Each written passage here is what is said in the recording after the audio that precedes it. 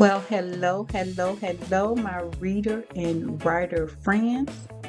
Today is the start of Black History Month. Yeah! And we're playing a game. Get ready.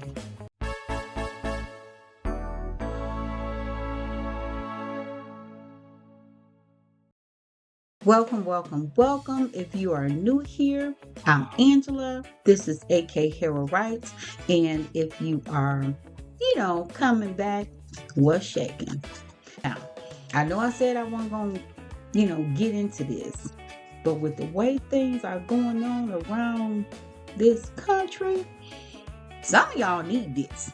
So I know I ranted and raved and all that kind of stuff on the last video. A girl needed a moment. Yeah. Check it out if you haven't. Anywho, you may be asking why we even need to acknowledge Black History Month. Why a month? Why not a week? Aren't Black people already recognized? And to answer that question, I'm going to give you a little bit of history about some of the folks behind Black History Month. The man in the middle is Dr. Carter G. Woodson. He is known as the father of Black history. He was a historian, educator, and author who dedicated his life to promoting and preserving African American history. Born on December 19, 1875 to former slaves, he worked in the coal mines until he'd saved enough to pay for school. He attended Douglas High School before obtaining a Bachelor of Literature degree from Berea College in Kentucky, a second bachelor's degree from the University of Chicago, and a master's degree in European history. He later obtained his PhD in history from Harvard, the second Black person to obtain a PhD after W.E.B. Du Bois, and the first to obtain one in the study of history. In 1915, he founded the Association for the Study of African American Life, aka the ASALH, to research, preserve, and disseminate info on the Black experience in history. I highly recommend reading his books, especially his most notable work, The Miseducation of the Negro. Starting in 1926, by Dr. Woodson, Black History Month was initially named Negro History Week and was only for the 1 week. Dr. Woodson chose the second week of February to celebrate so it could coincide with both President Lincoln and Frederick Douglass's birthdays. He believed Black history was too important to be ignored or misrepresented and felt racial prejudice was created from ignorance versus capability. As he stated, if a race has no history, it has no worthwhile tradition. It becomes a negligible factor in the thought of the world, and it stands in danger of being exterminated. During his life, Dr. Woodson was also a mentor to many, including Mary McLeod Bethune. He died on April 3, 1950 in Maryland. Frederick Hammurabi was born in 1896. He attended Northwestern Law School in Chicago and was the founder of the House of Knowledge in the 1930s after traveling to Africa, Asia, South America, and Europe. The House of Knowledge was a small carriage house where Hammurabi hosted lectures, films, sold books and pamphlets, and sought to build both a collection and a community for Black history. As a student leader, he proposed that the celebration week be turned into a month and inspired others around the country to do the same. The first celebration of Black History Month took place at Kent State in February 1970. Kent State is in my neck of the woods. In 1976, during the country's bicentennial celebration, President Gerald Ford decreed Black History Month a national observance, calling on Americans to seize the opportunity to honor the too often neglected accomplishments of Black Americans in every area of endeavor throughout our history. In 1986, Congress passed Public Law 99-244, formally designating February as National Black Afro-American History Month. In 1987, Black History Month was first celebrated in the United Kingdom and is now celebrated annually in October, as it is customary for African leaders to speak about important matters during this month. In December 1995, the House of Commons officially recognized February as Black History Month in Canada.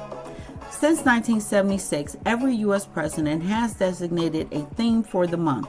As of the taping of this video, however, I have not seen an official statement from the White House for the 2026 theme. However, the theme designated by the ASAL is for the centennial observance of this honored and revered celebration. That theme is a century of Black history commemorations. So, that's LaRue. Anywho, as you can see, there were quite a few reasons why Black History Month was and still is active today. I hope that answers your question, but if you have more questions, do not hesitate to ask. Moving on. And here's the part I really don't like to do, but should do, so that, YouTube can pass the video around like a plate in church. Anyway, please, if you like what you've been hearing, if you want to be in a community where we just shoot the breeze about whatever, okay, mainly write and read now. But be in a community of quote-unquote like-minded people who won't judge, and none of that goes on here.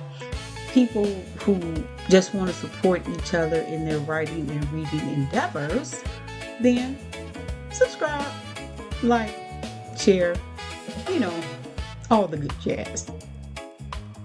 Moving on. I'm so sorry about the extra noise. I have one of my grandsons over with his father, and they just seem to, want to keep on making noise like I ain't saying nothing. Moving on. Now we can go on and get to, the fun part, a little game that I put together. If you like to read, or if you're a writer and you want to look at other people's work, to help you in yours, because, that's what we do. This little game may be fun for you.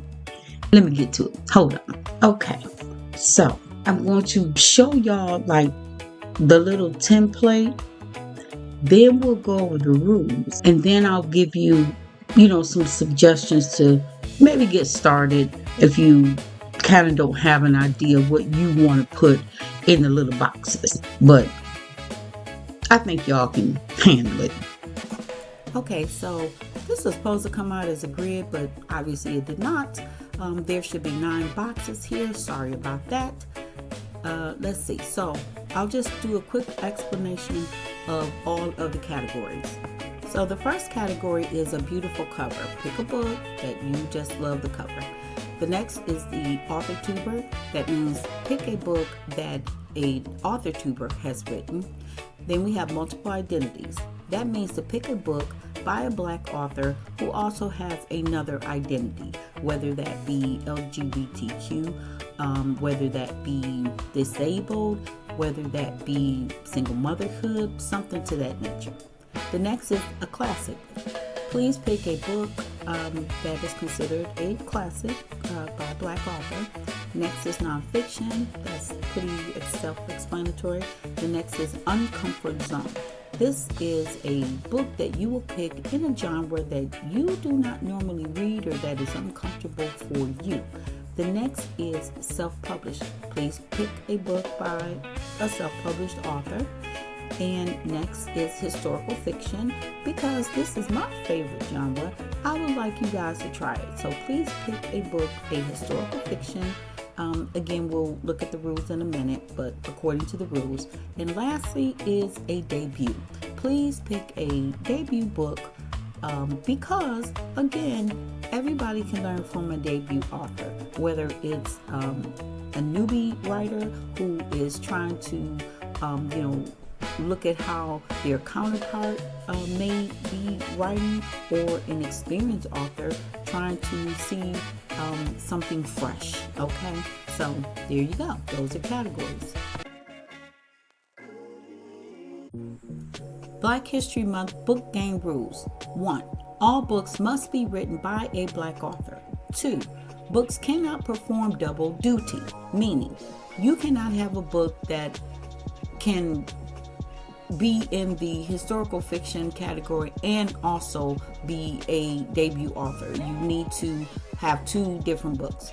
3. You accumulate 1 point by matching 3 books in either a straight or diagonal line. The more books you read, the more points you get.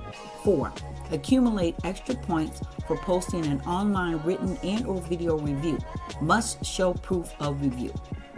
5. The main character or the main subject of a nonfiction book must be Black or regarding historical/societal issues of importance to the Black community. And when I say Black, I mean African American and or of the diaspora. Okay, so like I said, that's it. I have, I think, 4 books on my already prepared BHM, list. And again, I posted that on a community post if you want to go see those books. I don't know if I'm gonna give a prize or not. I have to think about that. But the prize in itself is, having some more knowledge. Okay, let's be serious. But yeah, I think about it. Depends. I'll let you know. Anywho, one moment. Yes, it's Dezmond Z. I could not do a Black History Month book game without having my favorite book reviewer as a channel shout out. And this is why I like Dezmond Z. So Dezmond Z is a multi-genre book reviewer sharing his views on BookTube, Instagram, and TikTok. For all reviews, he shares his honest impressions, stating his inner thoughts out loud in a natural and hilarious vibe. He's unapologetic yet never mean when sharing his opinions, utilizing humorous anecdotes for life, love, heartache, nonsense, and everything in between when describing novel characters and their authors. His singing voice is great, and I'm always thrilled to hear his many concerts throughout the review. They're a true treat. If you know, you know. He's a Black man, neither afraid nor ashamed to show the world how much he loves to read. Illiteracy be damned. I believe if given the chance, he could convince any non-reader to read. Enough said. And I promise you guys that I would also give you some examples of how to fill out the little, it's supposed to be a dang old grid, but whatever, to put stuff up underneath the categories. Just make it into a, tic-tac-toe box. Now, I can't do everything for you. So, here's some recommendations. And before I even get started, let me just say I am not a book reviewer like Dezmond Z is. He is a great book reviewer. Please switch over to his channel if you really like in-depth, concise book reviews. This is just a hobby for me, okay? This is not any type of level of expertise for me. I stay in my lane. He can have that lane. So let's start with the beautiful cover. I really enjoyed all of the covers of these books, but a few stood out to me. One being Imani Perry's Black and Blue.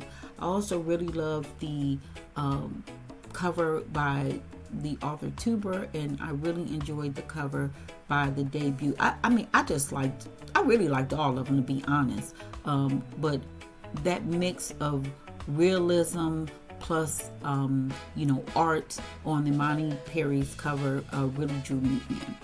And although I'm not giving a book review at this moment, I will give one later. I will also give the synopsis of each book per the publisher.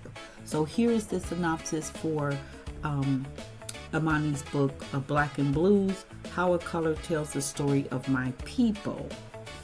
National Book Award winner Imani Perry explores how the color blue intertwines with Black history and culture, from indigo trade to blues music, examining themes of melancholy, hope, and spiritual journey. Next up, we have The Scent of Burnt Flowers. That is a dynamic color. That is a dynamic cover. Beautiful. The author is Blitz Bazawule, who until now I did not know directed the dang on Color Purple musical. Did y'all know that? And he's a whole authortuber, Ghanaian filmmaker, everything. Anywho, I didn't know nothing about that, but when I looked at the cover and I looked at the synopsis, I was like, oh yeah, I like that. See, that's the kind of stuff I like. When you are interested in a book solely because you picked it up off the shelf, the summary sounded intriguing, you like the cover, that kind of stuff. Yay me. Okay, so the synopsis. A black couple flees 1960s America for Ghana, seeking asylum and a fresh start, but encounter danger, political intrigue, and forbidden romance along the way. And I must admit, I would not have known about this authortuber's, about Blitz's work, had I not been watching Margaret Pernard's AuthorTube channel. She is a historical fiction writer, and I'm going to talk about her more in an upcoming video.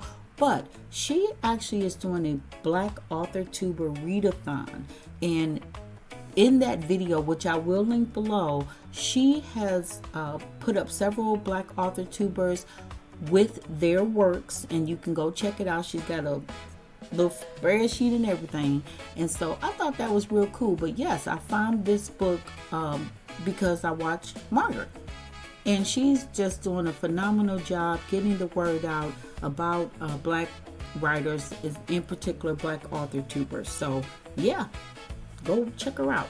Next up, we have the book Refusing to Be Made Whole: Disability in Black Women's Writing. I picked this as my multiple identities book because of the author. As she describes herself, she is a disabled, queer, mama Black feminist. I love that. Okay, I do. I love that. And so she has multiple identities. The synopsis of her book, she's also a doctor. Within the educational realm.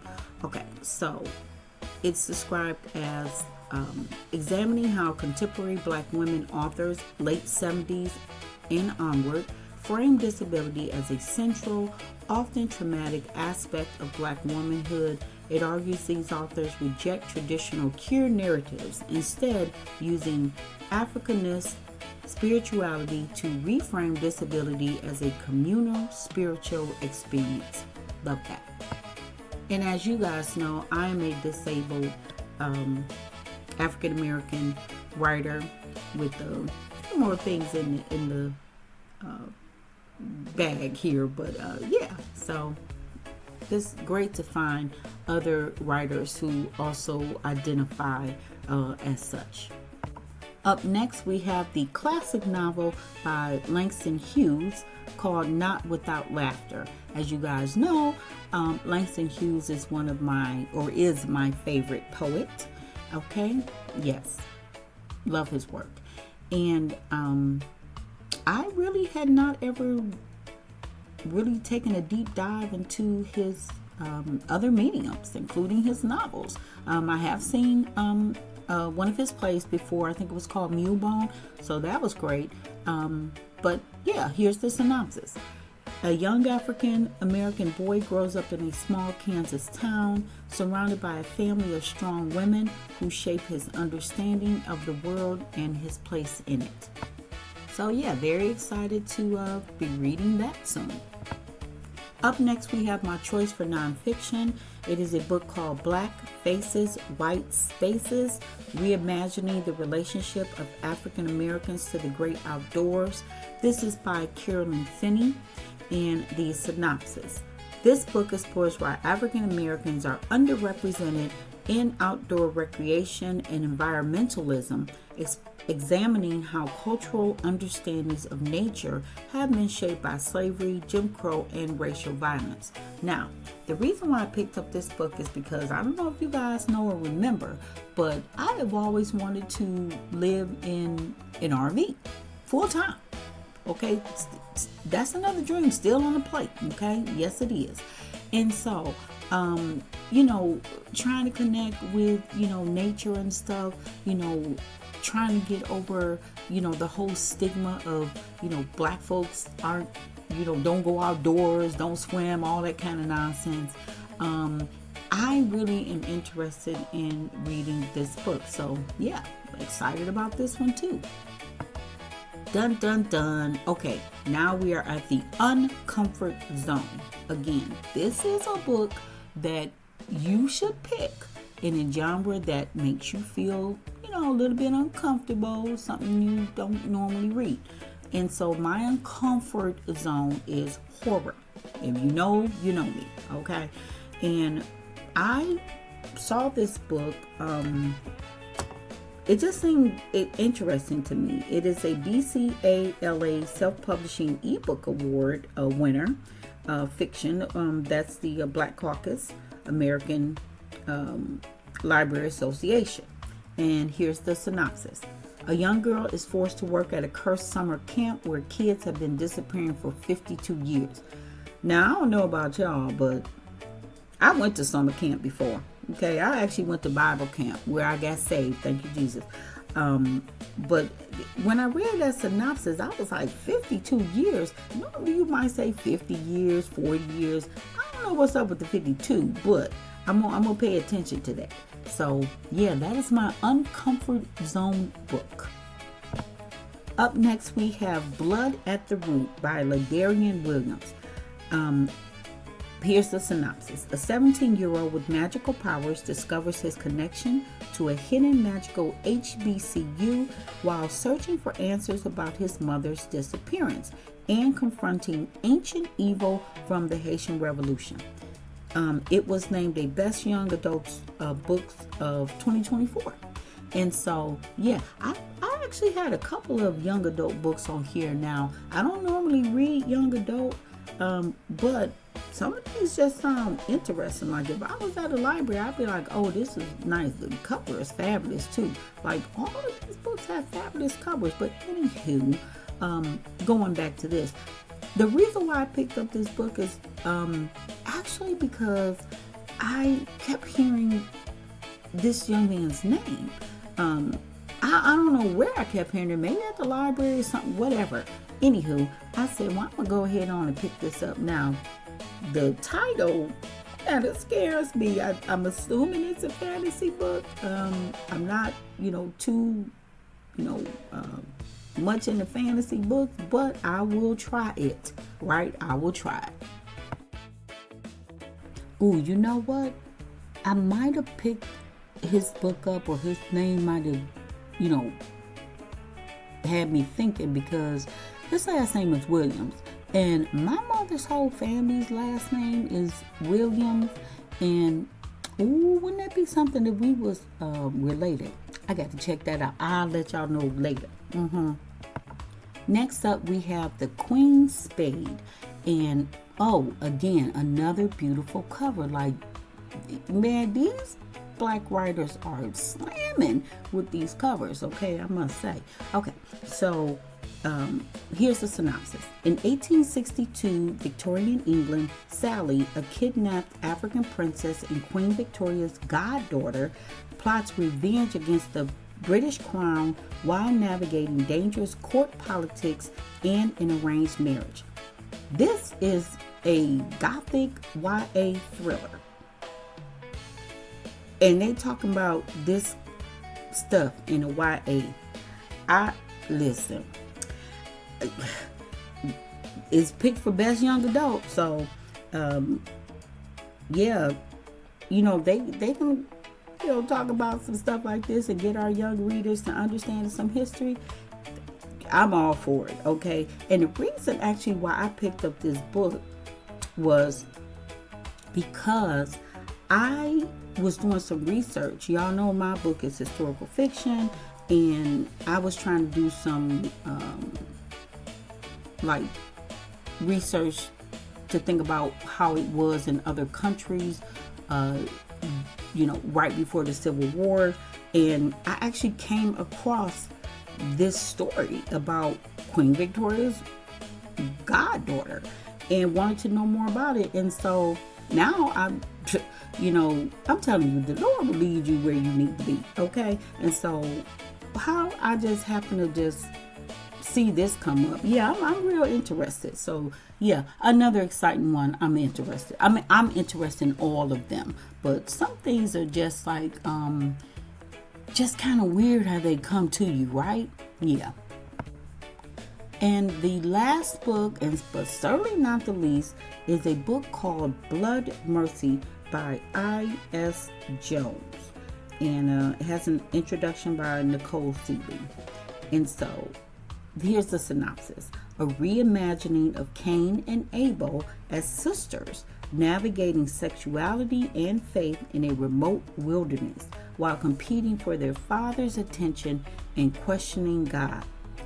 Man, the cover is astounding. Like, they need to have a book cover award, a whole book cover award, because some of these covers, they need some awards. But anywho, this book kind of intrigued me because, if you don't know, I am a Christian, and I like to read things about Christianity, a retelling of Cain and Abel, with them having sisters. That to me just sparked something. And being the questioner of God, like, listen, me and the Lord have some conversations, okay? And I feel as though he does explain concepts to me that my little mind just cannot wrap around. But I'm interested in this book. I don't know if the author is Christian or not, but I am interested in the book. So those are the books. Let's get on to the next part. So I hope you guys like those suggestions. Again, there are so many other books out there by talented Black writers. And if you're not, reading them, discussing them, I think you're missing out a whole bunch. It's such a rich culture, and those experiences that they write about, those characters, just the stories are they're fascinating to me. Fascinating. And I'm so glad to be in the community. I really, really am. And I can't wait to share my story with everyone as well. Please let me know if you have some other suggestions. I would love to hear what you're going to be reading. And my TBR list is, out there, but there's always room for more. We are going to be talking about how to stop ruining your novel. Yes, I am a first-time novelist. I'm claiming that, okay? But have I had a few ups and downs? Have I had to learn a few things? And do I want to share that with you? Dang on right. See y'all next time. Bye.